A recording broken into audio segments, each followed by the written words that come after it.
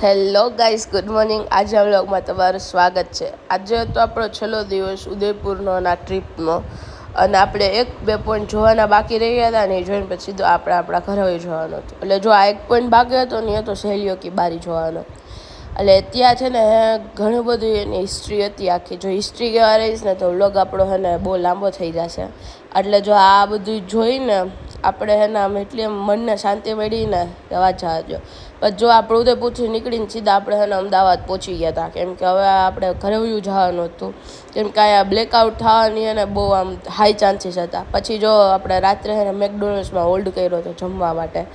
એટલે ત્યાં આપણે જો એક મીલ મગાવી લીધી હતી, અને એ ખાઈને પછી આપણે છે ને આદિલ કાદરીના પરફ્યુમ્સ જોવા જવાના હતા. હાલો, મળશું કાલે બીજા વ્લોગ સાથે. ત્યાં સુધી તમે બધા લાઈક કરો, શેર કરો, કમેન્ટ કરો અને ફોલો કરો. બાય.